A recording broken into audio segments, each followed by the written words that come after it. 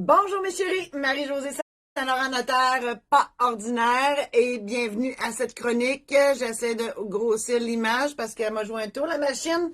La machine, elle m'a écouté tantôt, là, elle m'écoutait plus. Hein? Bon, là, je suis toute seule. Ben, Martine n'est pas loin, mon adjointe est pas loin, mais comme il reste peu de journées avant les fêtes, j'essaie de maximiser son temps et mon temps et tout le monde pour qu'on puisse arriver à faire tout ce que je me suis tout ce que j'ai prévu faire avant les fêtes, parce que je dois vous dire dès à présent, durant le temps que je fais la technique en même temps que je vous parle, je dois vous dire que je serai en congé parce que oui, j'ai besoin d'un congé. La notaire ordinaire est à bout de souffle. Là, je suis en train de partager sur la page de notaire et sur le groupe parce que j'ai fait des rodages. Pour ceux qui ne le savent pas, je suis maintenant jovialiste. J'essaie humblement de remplacer Jean-Marc Chaput, hein, notre jovialiste national qui est décédé malheureusement. Et je dis humblement parce que c'était un personnage, cet homme. Et je fais mes rodages une fois par semaine. Donc, ça m'amène... Puis c'est un rodage, fait que nécessairement, il faut que je retravaille le truc beaucoup. Et c'est très demandant comme énergie, mais j'adore ça, là, on s'entend.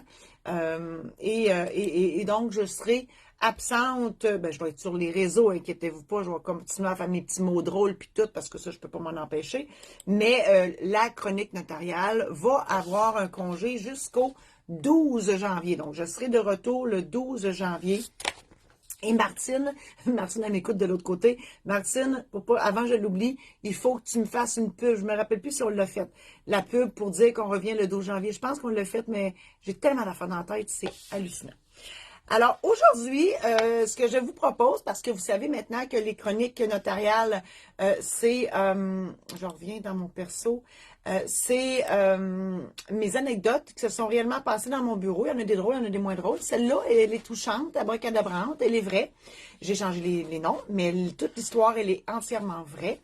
Et vous allez comprendre après la lecture, parce que oui, ce matin, c'est ce que je fais, je vous lis et je commente cette anecdote. Et le mot anecdote, on dirait que des fois, hein, ça a une connotation humoristique, mais anecdote, c'est une histoire réellement vécue. Ici, elle est moins drôle un peu, mais elle finit bien, je vous rassure. Parlez-moi pas de regarder un film qui finit mal. Moi, les films avec les animaux, là, puis à Noël, on en voit des fois, là. Hein, les films là, que le chien meurt à la fin, là. La guerre des tucs, là. Moi, j'ai aimé ce film-là, mais Cléo, il meurt à la fin. Hey, écoute, j'étais tellement dévastée, je ne l'ai plus jamais écouté. J'écoute tous les autres films de Noël, là, je t'en avance, je les ai tous écoutés, là. Ça paye des boules et toute la patente, là. Tout écouté ça. Regardez dessus, je suis plus capable d'écouter. Je sais que le chien meurt à la fin. Je m'excuse pour ceux qui ne le savaient pas que le chien meurt à la fin. Je ne peux pas croire qu'il y a du monde qui ne savent pas que le chien meurt à la fin. Alors, parlant de mort, on arrive avec l'histoire. Il y avait un lien, puis je ne le savais pas. On vient avec l'histoire de Benoît et son désespoir. Cette histoire-là, elle est dans mon tome 1, intitulé Les mémoires de la maîtresse. Et vous allez voir, je fais beaucoup de parenthèses en vie, je vais en faire une maintenant. Pourquoi les mémoires de la maîtresse? Je le dis dans ma chaufférence parce que c'est le féminin de maître, parce que moi, le terme maître, je ne me suis jamais fait appeler comme ça, je trouve ça trop prétentieux. Martine va vous mettre les liens, parce que même si on est à distance, elle est là, elle est là. Bon, j'ai un appel, moi, c'est-tu drôle? Non, je ne peux pas vous répondre, monsieur, madame, je ne sais pas c'est qui. Ah non, c'est vrai, c'est moi qui fais ça le matin. J'avais demandé à Martine, puis j'ai changé d'idée. Rien que les fous ne changent pas d'idée, mais là, tu es un peu folle. J'avais oublié que c'est moi qui fasse ça. Alors, je vais vous mettre le lien. Martine, elle doit dire, ah, c'est moi ou c'est elle qui le fait? Non, non, Martine, je m'en occupe. Je vais vous faire ça. Dès à présent, allez vous chercher le lien. Du tome 1 de Les Mémoires de la maîtresse, si jamais ça vous tente de le commander. C'est de la petite lecture légère, c'est un beau cadeau de Noël. Bon, bravo, même pas, lui, matin. Non, il veut rien savoir. Là, c'est parce qu'il faut dire que j'y vais freestyle, pas de lunettes. Fait que ça, là, des fois, là, c'est rough c'est rough sur l'Internet, là. Il dit, là, je veux bien, là, mais mets les bonnes lunettes à bonne place, s'il vous plaît. C'est ça, là. Là, ça doit être ça que j'ai pas fait comme du monde. Fait que là, lui, il dit, là, ça marche pas. Ah, là, je l'ai eu. Ben, je pense. Ah oui, c'est ça. Donc, et là, vous savez, bon, il y a une trilogie, donc c'est les mémoires de la maîtresse récidive et parce que j'avais plein de choses encore à dire, et Les secrets de la maîtresse, troisième tome, qui est 100 pages de plus que les autres. Je l'ai en forme écrite, donc manuscrite, donc version papier, version numérique, et puis il est encore temps pour les fêtes, on peut vous l'envoyer immédiatement, et version audio aussi. Là, je vous mets le lien pour la version papier, mais si vous allez sur le site, vous allez avoir les autres versions. Donc, je vais y arriver à cette histoire-là. Benoît et son désespoir. Un matin de printemps, où il fait encore froid, la pluie tombe, faisant fondre les derniers bancs de neige, ou plutôt de glace. Bref, un temps gris. Benoît entre à mon bureau avec l'air égaré, désemparé. Il me dit « Ça fait une demi-heure que je fais la main en char, puis quand je vois ton nom sur la vitrine, il y a une petite voix qui me dit que je dois venir te rencontrer. » Et moi de lui répondre « Aucun problème, je n'ai pas de rendez-vous avant cet après-midi. Viens dans mon bureau de consultation, on va en jaser un peu. » Benoît est un grand gars aux cheveux noirs et aux yeux bruns qui me fait penser à un cheval de trait, un homme robuste qui n'a peur de rien et qui est très travaillant. Nous étions dans la même classe en secondaire 2. Nous partagions une belle camaraderie sans être vraiment amis. On s'appréciait mutuellement et nous avions bien du plaisir à jaser. Benoît est un bon vivant qui adorait agacer les filles, dont moi. Cette année-là, dans cette classe-là, nous étions 3 filles de la ville et 23 gars de la campagne. Ça mettait beaucoup de couleurs dans nos journées. Effectivement, c'était assez rock'n'roll. Le prof en avait plein ses bottes des fois. Pas après moi je te sage comme une image. Après cette année-là, Benoît, vous avez le droit de le croire ou pas, après cette année-là, Benoît et moi avions continué à nous jaser et lui persistait à m'agacer comme il savait si bien le faire. Faut dire qu'il avait de la matière pour se faire, car j'étais la fille du maire de la ville. Oui, j'étais une urbaine en plus.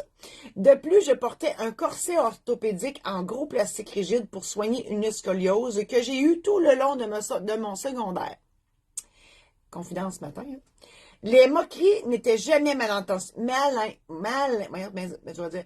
intentionnées, juste des toc-toc-toc en cognant du poing sur mon corset pour me dire bonjour ou de m'appeler Madame Saint-Laurent comme le personnage de Louise Deschâtelet dans l'émission Peau de banane, ou encore de faire des remarques sur mon père qu'il avait vu à la télé ou dans le journal. Rien de bien méchant. Effectivement, tout mon secondaire, oui, j'étais la fille du maire, donc j'étais habituée d'être on the spot, moi, déjà, parce que mon père, oui, il passait à la TV, passait dans le journal, il était plus partout, sauf à la maison. Moi, si je voulais savoir si mon père était à la maison, je faisais beaucoup d'insomnie quand j'étais petite. Je faisais juste regarder si son paquet de cigarettes était sur le comptoir, je disais, OK, paye dans la maison, pas de problème. Il se levait bien évidemment avant nous le matin, il venait pas dîner, souvent il venait pas souper, parce qu'il était très occupé, il avait sa business, conseil municipal, etc., Donc, voilà. Puis oui, j'ai eu une scoliose tout mon secondaire. Moi, je suis rentrée en secondaire 1. Ma mère était venue me mener en char. L'horreur. Hey, j'avais l'air d'une tortue. Je sais pas si je le raconte, j'espère que non. Je l'ai pour lu. Hey, j'étais de même, le corset voulait me remonter jusqu'aux oreilles. J'avais l'air d'une tortue dans sa carapace, là. C'était épouvantable. Ça a été hey, l'enfer. Un corset, là, je vous le dis, là. Moi, je sympathise avec tous les enfants qui ont à vivre avec ça. C'est une torture psychologique et physique parce que notre corps, alors moi, mon corps, il a allongé d'un pied en un an. C'était vraiment quelque chose. Et il fallait aller aussi à Montréal à tous les 6 mois pour changer le corset et tout. Puis oui, tout le monde me cognait dessus, puis tout le monde le savait. On était à Amos, là. C'était pas gros le village, là. Et ben, vu que j'étais déjà la fille du maire, tout le monde savait j'étais qui, avec le corset et tout. Puis, effectivement, Madame Saint-Laurent, ça a duré longtemps, ça dure encore aujourd'hui. Je reviens dans l'histoire. Je n'avais pas revu Benoît depuis la fin du secondaire, donc depuis une vingtaine d'années. Le voir dans cet état dans mon bureau était assez surprenant. D'autant plus qu'il était toujours de bonne humeur, de ce que je me souvenais de lui, effectivement. Je lui demande, « Mais qu'est-ce qui s'est passé pour te mettre dans un état pareil, coudonc? » Il me raconte son histoire tout en pleurant à chaudes larmes. C'est assez troublant venant de lui. Je suis revenue de mon travail, de mon 3 mois dans l'Ouest à la mine où je travaille, puis quand je suis rentrée à la maison, il y avait une lettre sur la table. Ma femme n'était pas là, puis les enfants sont à l'école. Je me suis dit que c'était un petit mot pour me dire qu'elle était en ville, qu'elle était partie en ville, puis qu'elle reviendrait plus tard. Et moi, curieuse de la suite, je lui demande, puis c'était tout ça? Tout découragé, Benoît, il me répond, pas pantoute, elle est partie, point final. Moi, surprise et ne comprenant pas tout à fait, je jure de comprendre des fois, où je voulais pas comprendre, parti où? Combien de temps? Et lui de poursuivre, elle est partie pour toujours, elle est plus capable de mes 3 mois partie travailler puis mes 2 semaines de congé ici. Elle me laisse tout, la maison, les enfants, tout. Saisissant maintenant l'ampleur du drame, je lui réponds, « OK, Benoît, je comprends pourquoi que tu es à l'envers de même. Avais-tu des indices que ça arriverait, cette affaire-là? Vous étiez-vous chicané récemment? » Benoît, le visage tout mouillé, me répond, « Pas vraiment. Ça nous arrivait de se pogner de temps en temps, mais pas de là à tout crisser là, me semble. Là, je sais pas quoi faire. Je repars travailler dans 2 semaines. Qui va s'occuper des enfants durant ce temps-là? Ça prend quelqu'un pour les ramener en ville pour leurs activités. Ils feront pas 50 km de marche aller-retour pour leurs cours de musique puis de basket certains. Ah, puis je pense que je vais m'en aller au ciel et ça va régler tous les problèmes, ça. Jamais je croirais qu'elle s'occupera pas des enfants si je suis plus là quand même. Fait que tu vas me faire mon testament, je vais léguer tout ce que j'ai à mes 3 enfants. Mon frère va gérer tout ça, puis je vais partir pour un monde meilleur, puis tout le monde va être content. Wow! C'est la première fois que j'étais confrontée à ce genre de situation.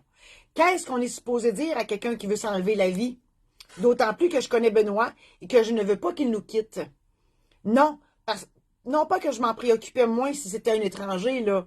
Non, mais vous comprenez vraiment, certainement ce que je veux dire. Hey, écoute, moi, un souvenir de jeunesse, 2 pattes, qui est super de bonne humeur d'habitude. Là, il braille sa vie, il veut s'en aller. Puis moi, effectivement, ça faisait pas si longtemps que j'étais notaire, ça devait faire 2-3 ans que j'étais notaire. Et ça, c'est des choses qu'on n'apprend pas à l'école. Comment tu ramènes ça? Ma petite voix qui est ici, mon intuition, que j'ai récemment appelé Georgette. Je pense que ça va rester. Mon ego s'appelle Jean-Guy, puis ma petite voix s'appelle Georgette. Mon intuition. Nous avons discuté longuement ensemble l'univers où mes guides, ou Georgette, mon intuition, m'ont éclairé sur ce que je devais transmettre comme message à Benoît. Je lui fis part de mes pensées.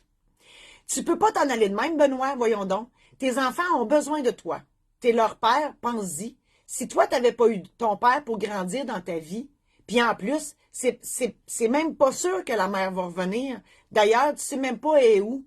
Le meilleur service que tu peux rendre à tes enfants est pas de disparaître de leur vie. Au contraire, c'est d'être présent plus que jamais pour qu'ils se sentent aimés et protégés. Moi, c'était ma théorie, là. Georgette, elle m'avait jasé ça. Et effectivement, dans ma tête, je me disais, voyons, si lui s'en va, si la mère ne revient pas, qui c'est qui va s'occuper des enfants? Déjà, voyons, Seigneur, ils sont persistants sur le téléphone dans ma tête. Déjà que, ça m'a troublé, le téléphone. Déjà que la mère avait sacré son camp, puis là, les enfants, il fallait qu'ils mettent les enfants au courant de ça. Si en plus qu'ils apprennent que le père est parti, voyons, ça n'a aucun sens. En tout cas, dans ma tête. Hein? Après notre discussion, il était encore fragile. Je ne pris aucun renseignement pour faire son testament et nous sommes allés dîner ensemble. Je fais jamais ça. Mais là, ma petite voix, toujours elle, me disait qu'il avait encore besoin de jaser. Et parce que c'était Benoît, j'y suis allée. Durant le repas, nous avons discuté de la manière qu'il s'y prendrait pour annoncer aux enfants la nouvelle du départ de leur mère et de quelle façon ils pouvaient s'organiser pour que quelqu'un s'occupe d'eux quand ils repartiraient travailler. Je ne me rappelle pas de tous les détails, mais de mémoire, ce sont les parents de Benoît qui ont pris la relève pour les enfants. Quand nous nous sommes quittés après le dîner, j'ai fait promettre à Benoît de revenir me voir la semaine suivante pour me faire un rapport des événements. À cette deuxième rencontre, Benoît m'a remercié de lui avoir sauvé la vie. Il a ajouté que, sans moi, il serait parti ce matin-là. Sachant qu'il était sauvé, il m'a demandé de faire son testament, ce que j'ai accepté. Il a décidé de léguer tous ses biens à ses enfants mineurs, en précisant qu'il ne toucherait pas au jackpot. Hein? Le jackpot, c'est comme ça que j'appelle ça, moi, le jackpot, l'héritage. Avant l'âge de 25 ans, en prévoyant, ça c'est l'âge que je vois le plus souvent, le 25 ans, en prévoyant que son frère en premier et sa sœur en deuxième agiront à titre de liquidateur. Celui-ci aura l'obligation d'administrer les biens légués aux enfants, tout en donnant à ces derniers de l'argent selon les besoins spécifiques de chacun, mais en gardant à l'esprit qu'il faut gérer le tout en bon père de famille. Ça me fait rire cette expression-là, en bon père de famille. C'est dans le code civil. C'est quoi un bon père de famille? T'sais, on comprend là, que c'est un protecteur, c'est un pourvoyeur, mais il gère ça. Là, effectivement. Et moi, dans les testaments que je rédigeais, on dit pour leur fournir nourriture, vêtements et logement, de leur permettre de continuer leurs études ou pour satisfaire d'autres besoins du même genre. Et besoins du même genre, ça peut être pour une voiture, acheter une maison. Ça peut être, tu sais, dans le fond, c'est toutes les dépenses qui sont nécessaires à faire évoluer les enfants dans la vie. Hein? Donc, s'il y a un garçon, puis que lui, il veut avoir une motocross, parce qu'il veut avoir une motocross, point final, ça se peut que le liquidateur, il dise, essaie de travailler un petit peu pour en ramasser la moitié, puis je vais fournir l'autre moitié. Hein? Mais par contre, s'il est rendu qu'il en fait des compétitions, puis qu'il veut faire ça dans la vie, puis qu'il est bon, puis qu'il peut aller loin, bien, le liquidateur, il va lui demander comment ça coûte, puis il va l'acheter. Hein? C'est comme la petite fille, elle veut aller magasiner à New York, parce qu'elle veut aller magasiner à New York. Mais ça se peut que le liquidateur, il dise la même affaire, ramasse son argent, puis tu me diras comment ça coûte, puis je te fournirai bien d'avion, c'est tout. Mais si elle veut aller étudier en design de mode à New York, puis qu'elle va en faire une carrière, comment ça coûte, hein? Tout est relatif dans la vie. Alors, je continue dans l'histoire. Quand je me suis levée ce matin-là, je n'avais aucune idée que je sauverais une vie. Je remercie tellement l'univers et tous ceux qui se trouvent là-haut de me guider dans ce genre de situation pas évidente du tout. Moi, je crois en l'univers, c'est ma force supérieure à laquelle je crois. Croyez en celle que vous voulez, là. Hein? Dieu, Bouddha, Allah, Jéhovah, John Lennon, la poudre, les extraterrestres. Croyez en celle que vous voulez. Moi, je crois en l'univers. J'ai vraiment l'impression que j'ai cette vocation, entre guillemets, ou que j'ai été choisie, non pas pour sauver des vies nécessairement, mais pour dire les mots qu'il faut au bon moment. Et là, je parle toujours de Georgette. Tu sais, je l'ai, ce petit morceau-là. Moi, je pense qu'on l'a tous, là. Et moi, plus j'avance en âge, plus Georgette me parle, puis plus je l'entends, puis plus je l'écoute. Quand je ne l'écoute pas, je suis dans la merde. Je vous le dis, écoutez votre Georgette, vous aussi. La vie est merveilleuse quand on l'écoute.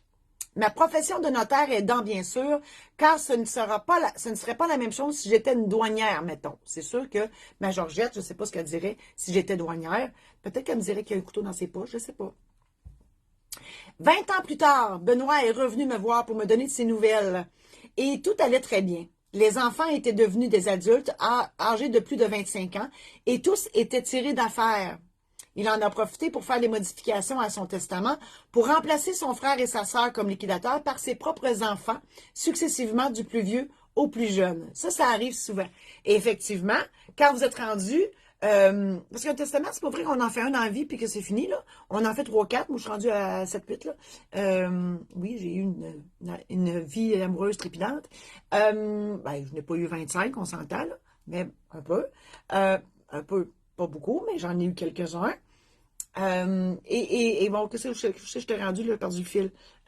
Oui, c'est ça. Donc, effectivement, quand, mettons, vous avez prévu dans votre testament que vous dites que vos enfants vont toucher à ça à 25 ans, mais là, s'ils sont tous à 30 ans, ça ne lui tentera pas que ce soit mon oncle et ma tante qui gère ça. Puis mon oncle et ma tante, ça ne lui tentera pas non plus de faire ça.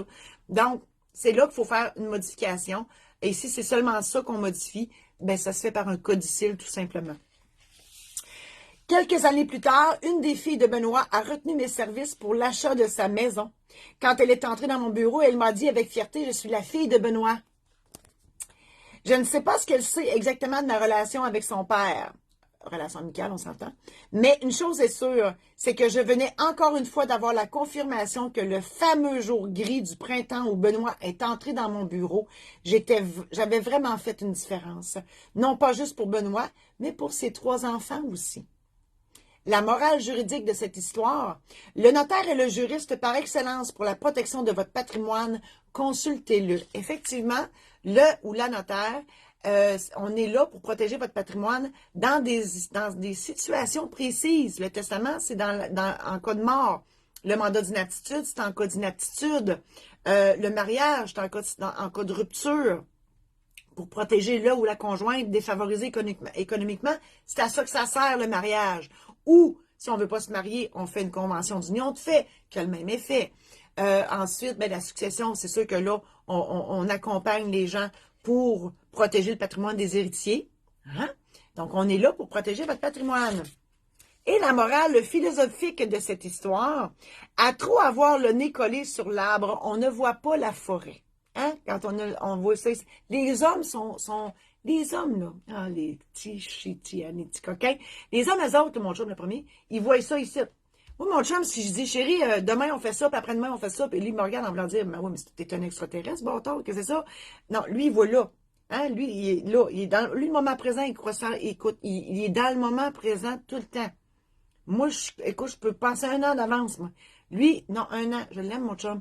On ne vient pas de la même planète que ce que vous voulez. Venez voir mon show, je vous explique c'est quoi cette histoire-là, que les hommes viennent de Mars, les femmes de Vénus. Je vous explique tout ça. Et j'ai pas la vérité infuse, il y a une explication scientifique à ça.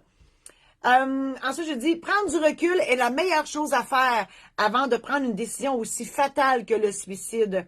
Il faut toujours faire confiance à sa petite voix ou son intuition, ma Georgette, et aller là où celle-ci vous mène pour demander conseil et y voir plus clair. Effectivement, Benoît, j'ai failli dire son vrai nom, Benoît, lui aussi, il écoutait sa petite voix. Sa petite voix, elle disait, va là, va là, va là, va là. Oui, puis effectivement, des fois, on fait la différence, puis on le sait pas. Moi, ce matin-là, je savais pas que je ferais cette différence-là. Je vous donne un autre bout de ma chaufférence. Je dis, dans ma chaufférence, le suicide est une solution définitive à un problème temporaire.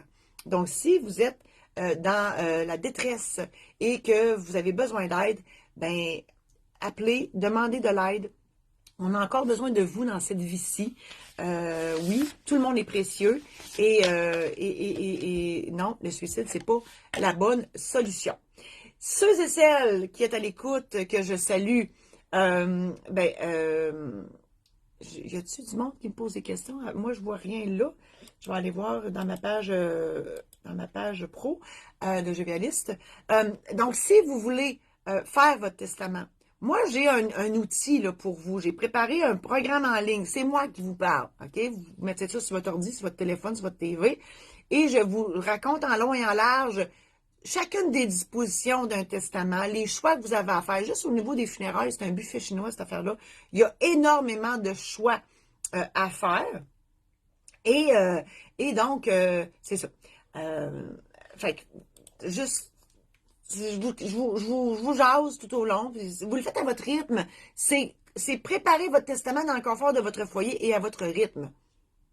Voilà, c'est ce que ça dit. Et puis là, ben, si vous l'écoutez, là, à un moment donné, là, je regarde mon écran et je vous regarde en même temps. Puis comme je suis une fille, je suis capable de faire deux choses en même temps. Mais des fois, je bloque un peu, quand même. Et donc, mettons que vous avez écouté une des vidéos, là. Puis là, vous faites, oh mon Dieu, Seigneur, il faut que je pense. Ben, dormez là-dessus. Puis le lendemain, vous le reprenez. Puis en plus, à l'achat du programme en ligne, vous avez l'aide-mémoire sur lequel vous pouvez justement écrire vos choix.